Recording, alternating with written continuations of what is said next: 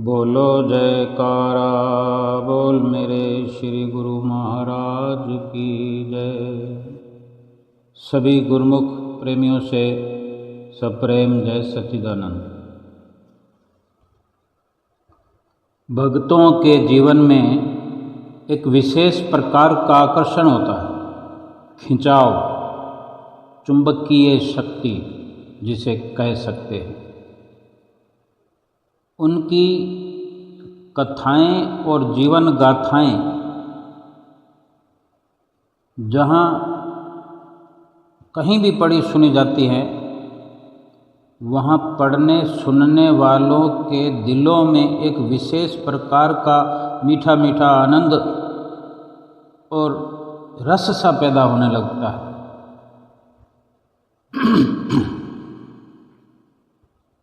ये सरूर, ये मस्ती या रस या आनंद कुछ इस प्रकार का होता है कि जो बयान करने में नहीं आ सकता। उसकी मादकता, उसका नशीलापन केवल हृदय में ही अनुभव किया जा सकता है और वो केवल दिल में एक अनजानी उमंग जगाने वाला नशा होता है।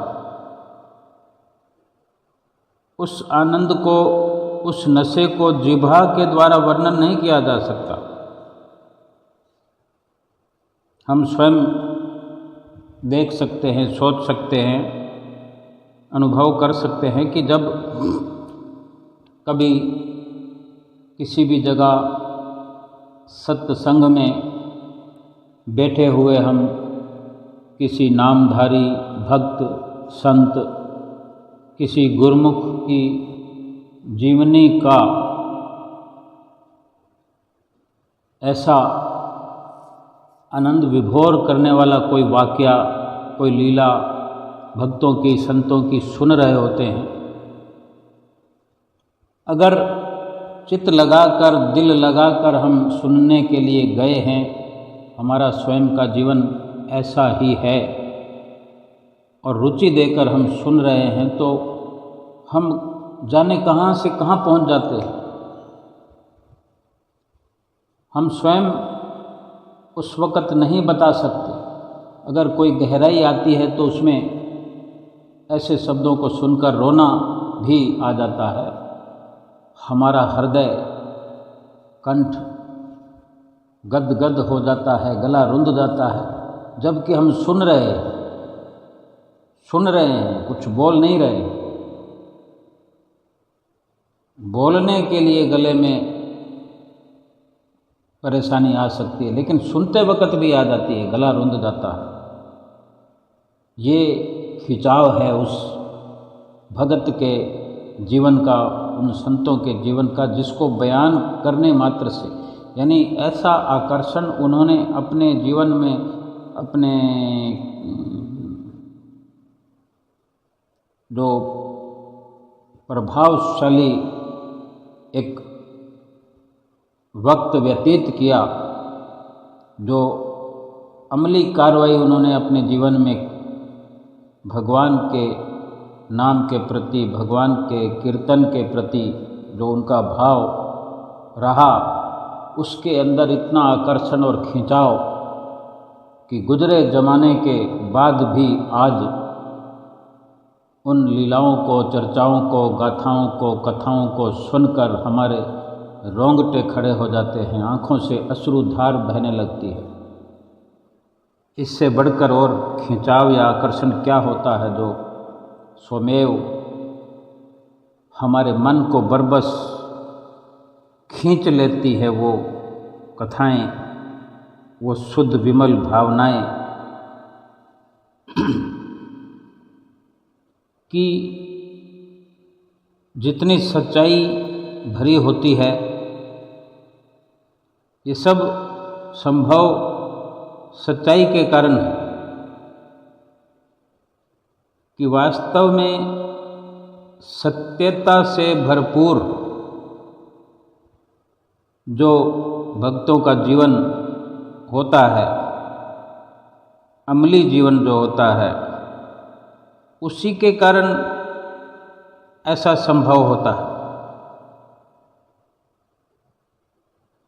और अगर आज हम भी इस प्रकार से अपना जीवन बनाएं, अमली जीवन बनाएं, अमल करते जाएं, तो हमारे जीवन को देख सुनकर भी आने वाले समय में गुरुमुख प्रेमी एक खिंचाव के तहत ऐसे जीवन की मांग करने लगते हैं। उमंग उनके जीवन में जगने लगती है। ऐसा अनुभव किया जा सकता है, वर्णन नहीं किया जा सकता। अगर वर्णन किया जा सकता होता कि हमें कैसा प्रतीत हो रहा है, इसका अगर वर्णन कर सकते होते तो गला रुंध नहीं जाता, होठ फड़फड़ाने नहीं लगते, आँखों से अश्रुधार नहीं बहती। जहाँ वर्णन नहीं हो सकता जिह्वा से, तब ऐसे हालात पैदा होते हैं। ये क्या चीज़ है जो मन को मोह लेती है, हृदय को खींच लेती है, भावनाओं तथा उमंगों को अंदर में जगाती है, उभारती है, किंतु जिसका मधुर और रसीला स्वाद बतलाने में जिह्वा अशक्त और विवश हो जाती है। ये असल में उन भक्तों की असली और अमली जिंदगी ही सही मायने में मस्ती और मिठास से भरपूर है, जिसमें वे स्वयं सदैव हर पल मगन हुए रहते थे। उसी का ही थोड़ा बहुत प्रभाव तथा रस उनके चरित्र, उनकी कहानियाँ पढ़ने सुनने वालों के हिस्से में भी आ ही जाता है। ये बिल्कुल कुदरती असूल की बात है कि जहाँ जैसी बात कही और सुनी जाएगी, वहाँ के वातावरण में वैसा ही प्रभाव फैल जाएगा। शब्दों और विचारों का जो प्रभाव है, शब्द या आवाज़ में जो कि बहुत बड़ी शक्ति है।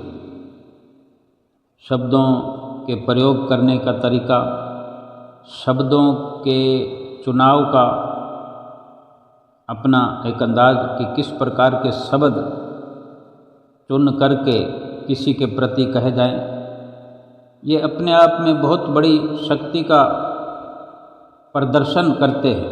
आवाज़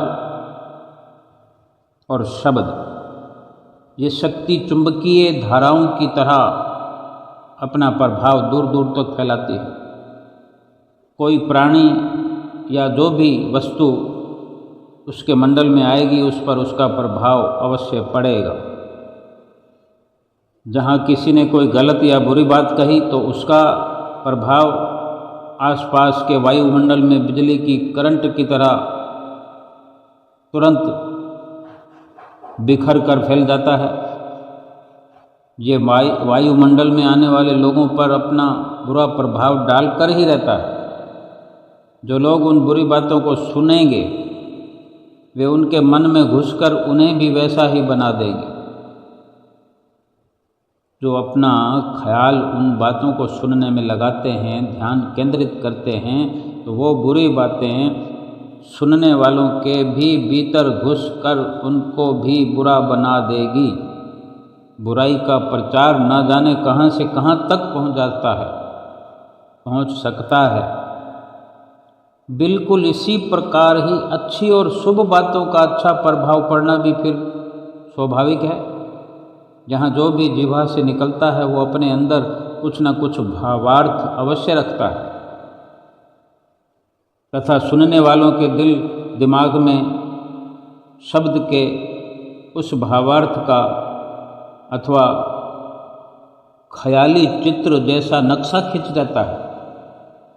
जैसे उदाहरण के तौर पर किसी ने एक शब्द कहा, प्रिय मित्र, ऐसा कहा जिसके प्रति, तो इसके सुनते ही, जैसे कि हमें किसी ने कहा प्रिय मित्र, तो ये शब्द सुनते ही हमारे अपने दिल में एक मित्रता का भाव भर जाएगा, अपने भीतर हृदय में मित्रता का भाव अंकित हो जाएगा। तुरंत हमारा जो हृदय है वो करुणा और मधुरता से भर जाएगा। और ठीक इसके उलट किसी के द्वारा हमने ये सुन लिया कि अरे शत्रु,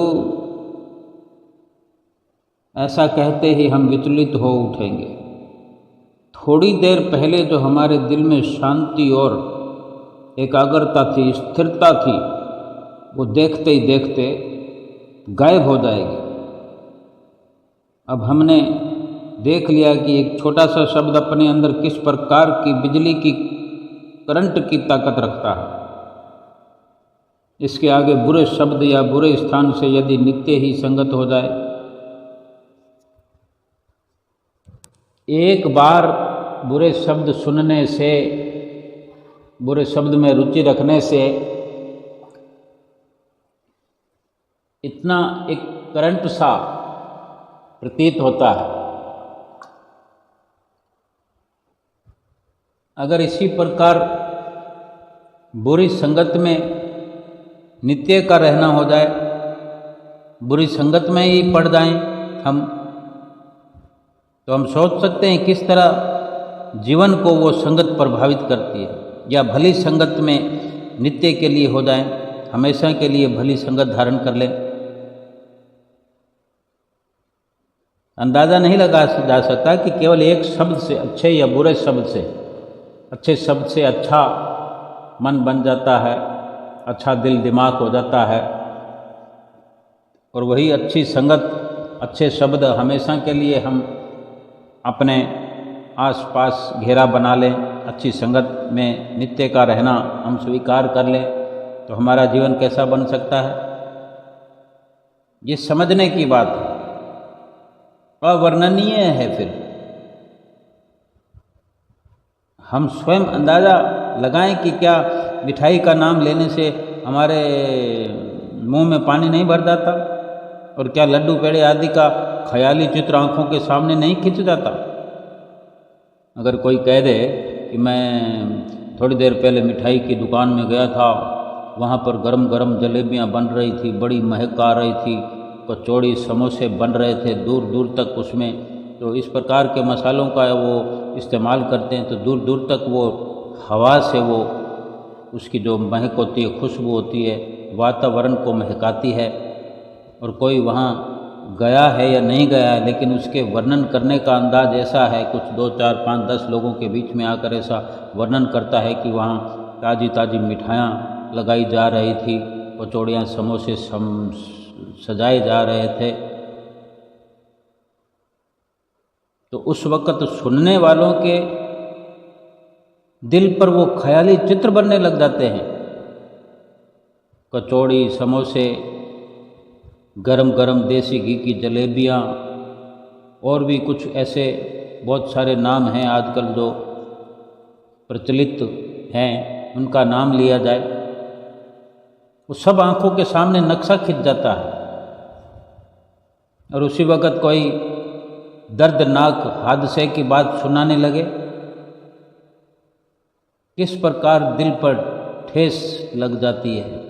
देखते ही देखते, अभी थोड़ी देर पहले कैसा समा बंधा हुआ था, चित्त में कैसा चल रहा था, और देखते ही देखते कितना बदलाव हो गया, ज़मीन आसमान का फर्क हो जाता है। कोई किसी बहादुर सूरमा का किस्सा सुना दे तो हमारी तबीयत में जोश नहीं उभरने लग जाएगा। कोई कह दे कि एक पहलवान किसी बुराई करने वाले को उठा कर पटक रहा था, किसी ने गलत काम किया और कहीं से पहलवान आ गया और उसने अपनी पहलवानी दिखाई, तो हमारे भीतर जोश उमड़ने लगता है कि अच्छा किया उसने। कितनी क्रांति छा जाती है हमारे शरीर में कि अच्छा किया उसने, उस बदमाश को मजा चखाया।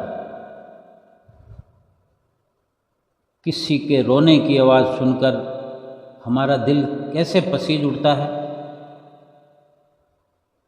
और प्यार भरी बातें सुनने से हमारे दिल में मोहब्बत की, प्रेम की लहर, मौजें उठने लगती हैं। क्या इन बातों का दिल पर असर होता है? अवश्य होता है। ये कुदरती नियम है, ये प्रकृति का नियम है। एक दृष्टांत है, वो क्या कहते हैं, एक चित्रकार था, बहुत पुरानी बात है ये, इस तरह के दृष्टांत पुराने ही हुआ करते हैं। चित्रकार ने 2 चित्र बनाए। एक भोले सीधे साधे बच्चे का चित्र बनाने की उसने मन में योजना बनाई कि किसी भोले भाले बच्चे का चित्र बनाया जाए। उसकी भावनाओं को चेहरे से उसकी भावनाओं को मैं अपने चित्र में ऐसा प्रकट करूं कि दूर दूर तक प्रसिद्धि हो जाए। तो पहले वो ऐसे किसी भोले भाले बच्चे की खोज करने लगा। घूमते घुमाते एक स्कूल में पहुंच गया कि वहाँ पर ढेर सारे बच्चे होते हैं, और सब बालकों पर निगाह डाली तो एक बालक उसको अपने चित्र बनाने के लिए ठीक लगा। एक बच्चे को उसने ठीक समझा, उसे अपने पास बिठाकर उसका चित्र बनाना शुरू कर दिया। मेहनत तो करनी पड़ती है, क्योंकि एक कला को उजागर करना था उसको। केवल चित्र बनाना मकसद नहीं था उसका। और चित्र की भी अपनी एक कला होती है कि किस हद तक कोई अपनी कला दिखाना चाहता है या दिखा सकता है। लेकिन वो एक भोलेपन के भाव अपने चित्र में अंकित करना चाहता था। तो कुछ दिन लग गए। एक साधारण चित्र से कुछ अधिक दिन लगे, क्योंकि वो एक असाधारण चित्र उसने बनाया जिसकी दूर दूर तक प्रसिद्धि करना चाहता था। तो कई दिनों के परिश्रम से वो सफल हो गया। अब जो चित्र बना बड़ा सुंदर, और उसके बहुत सारी प्रतियां बनाई गई। यूँ समझो कि सैकड़ों कॉपियां उस चित्र की बनाई गई,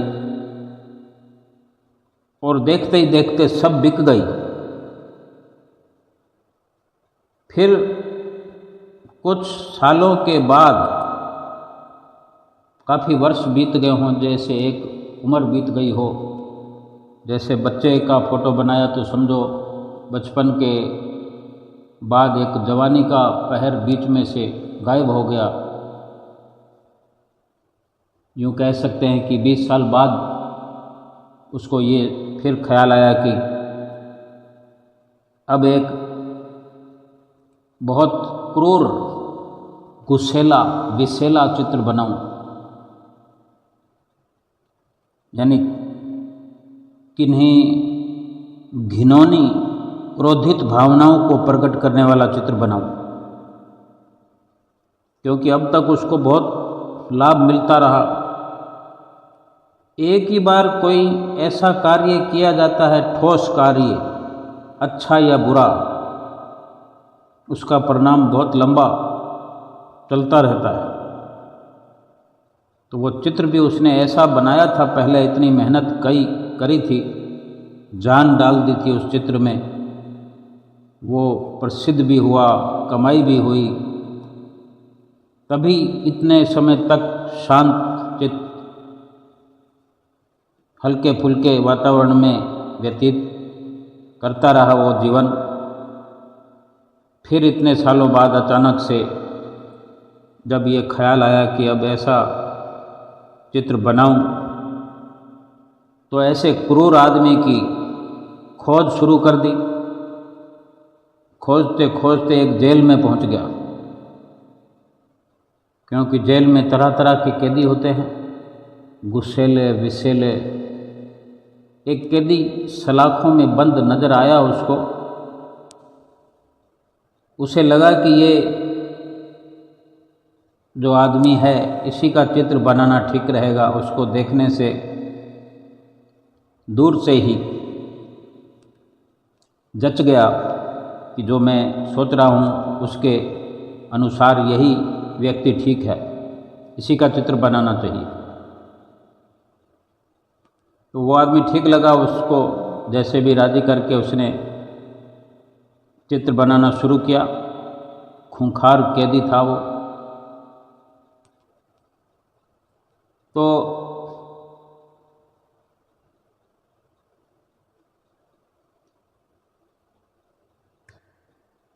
जो पहले वो बच्चे का जो चित्र बनाया था उसने भोली भाली भावनाओं को जो उजागर किया था चित्र का, वो चित्र उसने बाहर निकाल कर जो अब चित्र बना रहा है उसके पास रख लिया।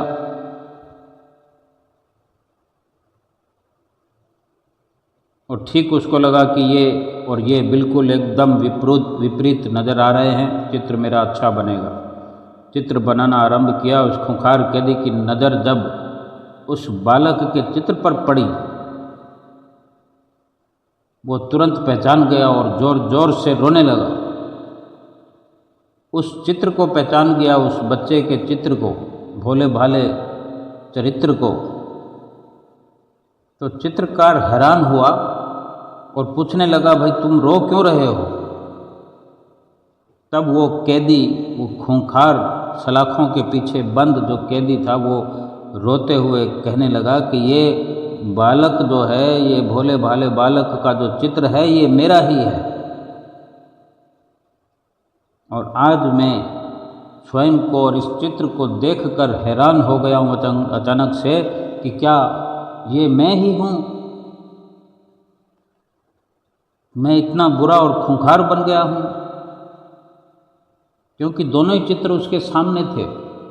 अपने आप को देखने की शायद उसमें सक्षमता नहीं थी, लेकिन हूबहू जब दोनों चित्र पड़े, खूंखार चित्र भी वो बनता हुआ देख रहा है और वो भोला भाला चित्र भी उसके सामने पड़ा है। और जब उसकी नज़र पड़ी कि ये तो मेरा ही बचपन का, वो चित्रकार तो नहीं समझ पाया क्योंकि दशा बदल चुकी थी, लेकिन जो वो स्वयं था उसे मालूम था कि ये मेरा चित्र है।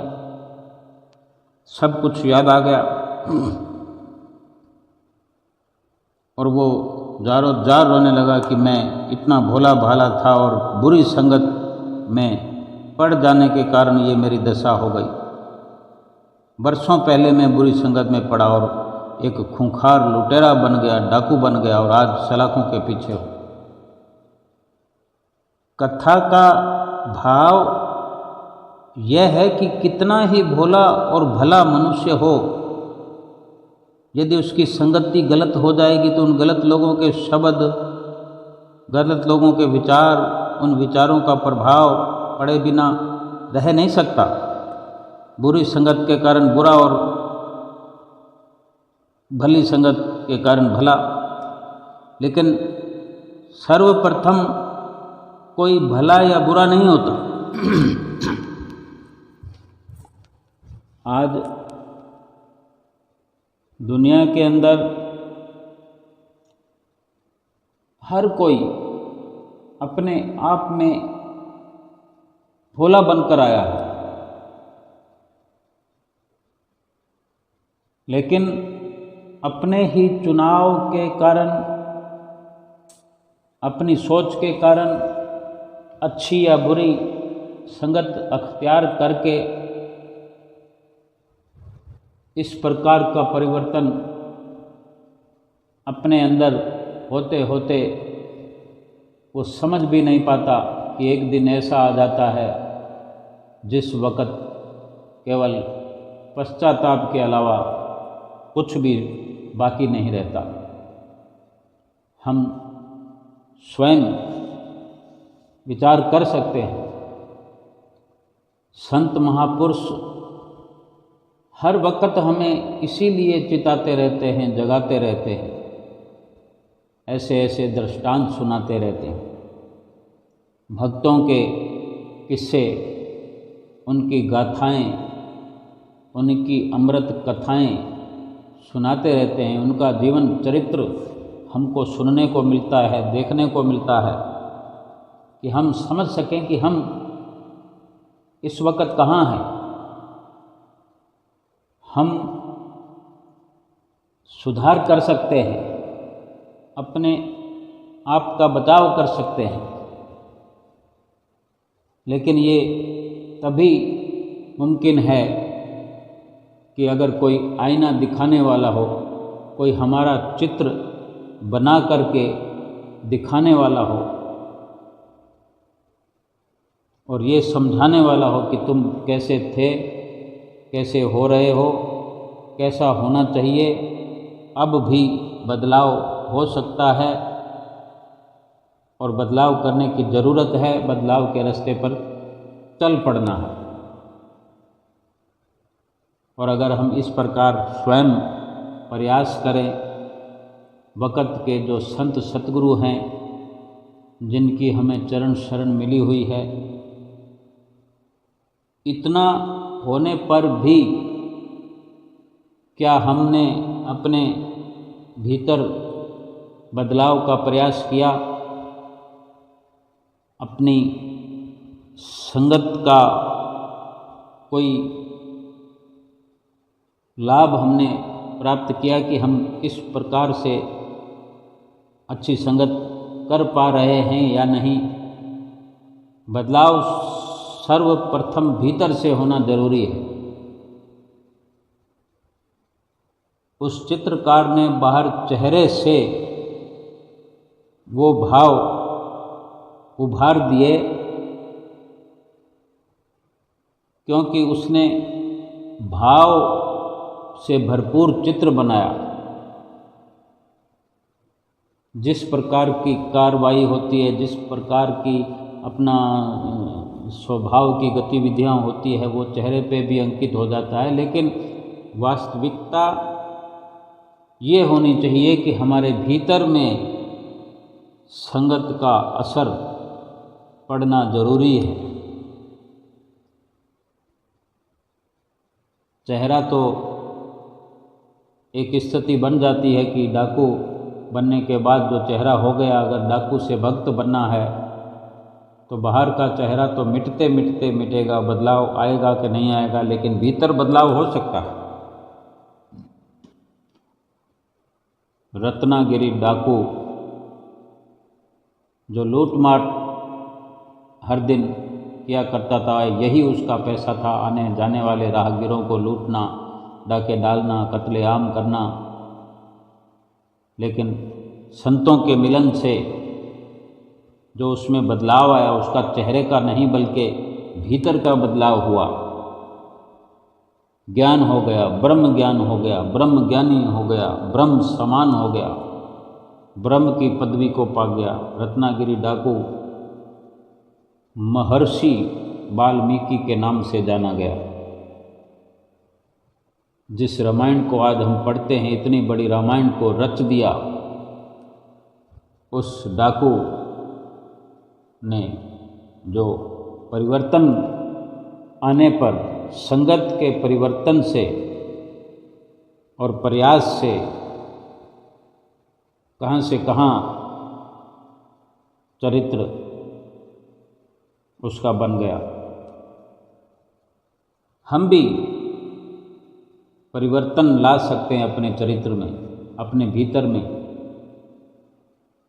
जरूरी नहीं कि हर कोई परिवर्तन में आए तो ग्रंथ को लिखे, लेकिन ग्रंथ के लिखे हुए 2.5 अक्षर को पढ़ करके उस पर अमल किया जा सकता है।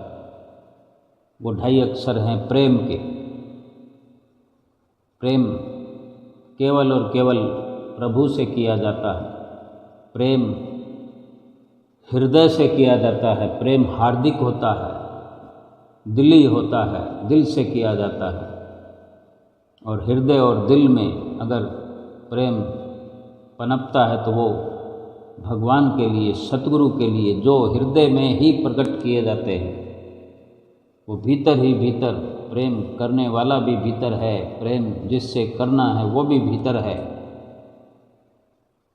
और ये सारा जो संगत का असर है, वो संगत सतगुरु की बाहर से शुरुआत होती है।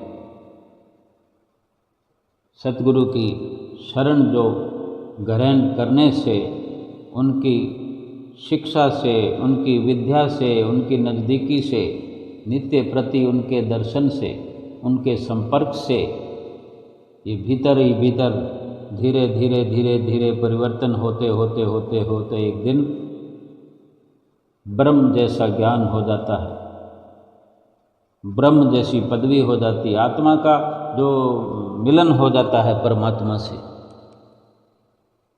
वो ब्रह्म बनना ही हो गया। क्योंकि इतना परिवर्तन कि एक आम इंसान उसी के भीतर स्थित जीवात्मा जब परमात्मा के साथ एकाकार करती है, फिर सब कुछ पहले वाला समाप्त हो जाता है, नया रूप हो जाता है परमात्मा का। वही आत्मा परमात्म स्वरूप हो जाती है।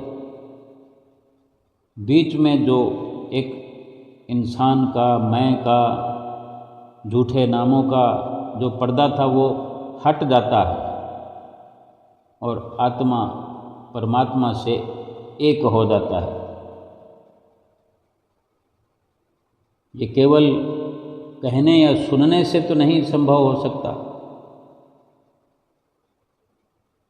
इस लाभ के लिए अभी से प्रयास करने की ज़रूरत है, अभी से परिश्रम करने की ज़रूरत है, अपने आप को समझने की ज़रूरत है कि मैं क्या हूँ, मेरा अभी इस वक्त कहाँ डेरा लगा हुआ है।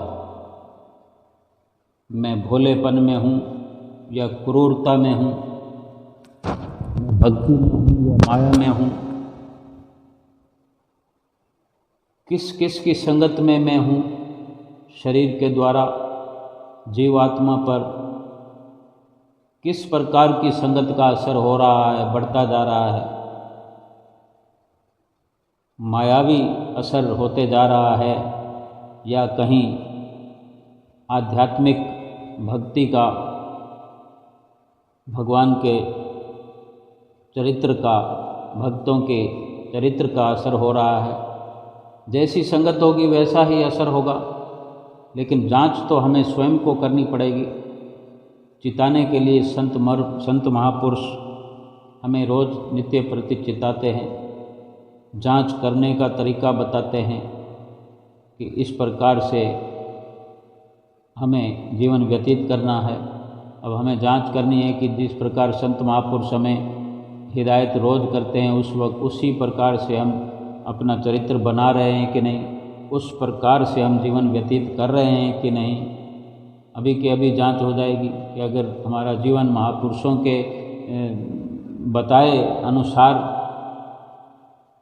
बन रहा है, हमारा जीवन निर्वाह हो रहा है, तो ठीक दिशा में हमारा सफ़र हो रहा है, या महापुरुषों के बताए अनुसार ना होकर के बिल्कुल उलट हो रहा है।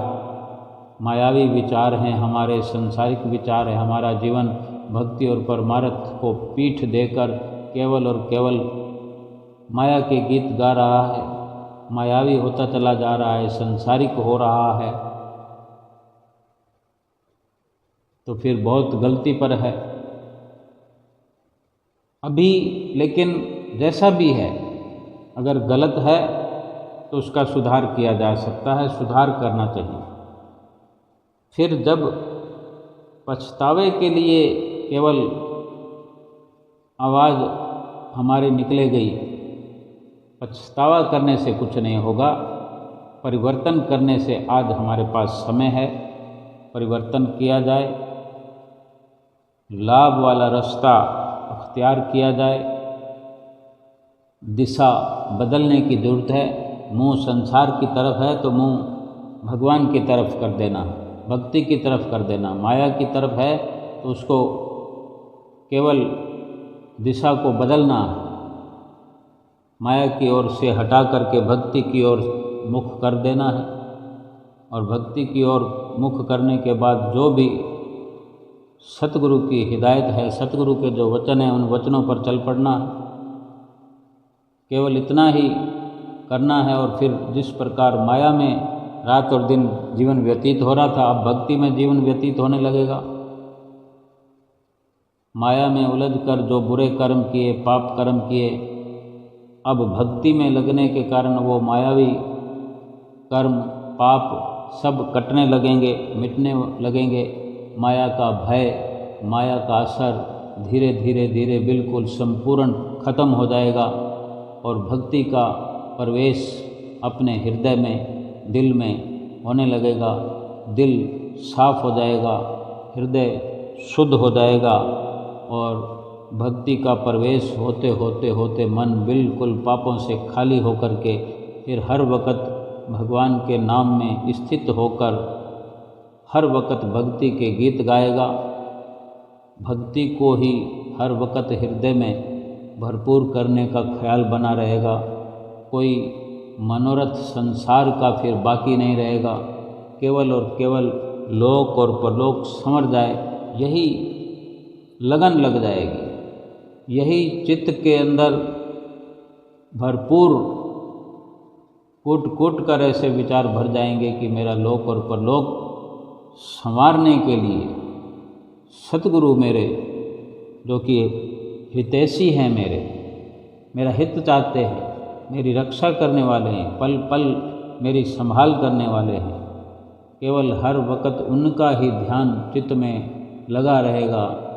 आँखों को उन्हीं के दर्शन दीदार की हर वक्त चाहत रहेगी, प्यास रहेगी। आँखों को इंतज़ार रहेगा कि कब मैं अपने सतगुरु, अपने हितैषी, अपने प्रीतम की मैं छवि के दर्शन कर पाऊँगा। किस प्रकार से उनकी मुझे संगत मिलेगी, कब उनसे मिलने का अवसर मिलेगा, कब उनकी नज़दीकी मिलेगी। एक तड़प सी अपने भीतर लगी हुई हर वक्त इस प्रकार के भक्ति के निष्काम कर्म अपने भीतर हम भरते हुए चित्तवृत्तियों में केवल और केवल अपने सतगुरु के दर्शन दीदार की तमन्ना लिए संसार के कार्यों के साथ जुड़े हुए रहेंगे। लेकिन चित्त जो है केवल और केवल अपने सतगुरु के चरणों से जुड़ा रहेगा। अपने प्रीतम के साथ एक ऐसा सुंदर रिश्ता स्थापित हो जाएगा कि फिर कुछ संसार का अच्छा नहीं लगेगा, न संसार की बातें अच्छी लगेगी, न संसार का व्यवहार अच्छा लगेगा।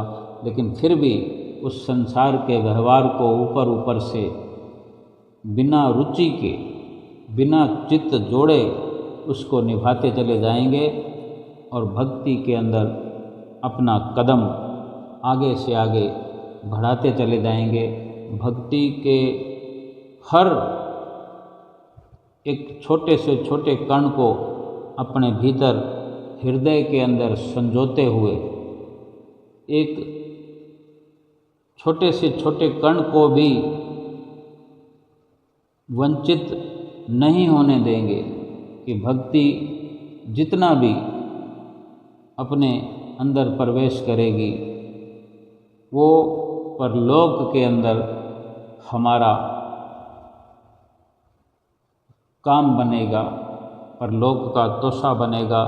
और इसी भक्ति से, इसी भक्ति के विचारों से, भक्ति की कमाई से, सतगुरु के द्वारा जो आशीर्वाद प्राप्त होते हैं, जो सतगुरु के द्वारा रहमतें, बरकतें बरसती हैं हमारे जीवन में, इन्हीं सब से लोक परलोक संवरता है। और इसीलिए ये समझ में जब आ जाता है कि संसार में केवल और केवल सतगुरु की संगत ही लोक परलोक हमारा संवार सकती है, सतगुरु से मिलने वाली भक्ति ही हमारा जीवन सुधार सकती है, हमारे जीवन में चार चांद लगा सकती है। हमारे भीतर जो 84 लाख योनियों के पाप, कलेश, कष्ट जो भी भरे हुए हैं, उन सब को ये भक्ति ही खाली कर सकती है। हृदय को शुद्ध बना करके भगवान को, अपने सतगुरु को वहाँ विराजित करने में सफलता मिल सकती है। और सतगुरु को अपने हृदय में विराजमान करके हृदय के अंदर हर वक़्त ज्ञान का उजियारा फिर फैल जाता है, ज्ञान का प्रकाश फैल जाता है। जहाँ पहले अंधेरा हुआ था, मोह माया का अंधकार, पापों का अंधकार, अब वहीं पर हर वक़्त ज्ञान का उजाला, प्रकाश, चांदना, क्योंकि संतों का संग जो कर लिया। महापुरुष फरमाते भी हैं, साध संग में चांदना सकल अंधेरा और सहजो दुर्लभ पाइए सत्संगत में ठोर, सत्संगत में ठोर। बोलो जयकारा बोल मेरे श्री गुरु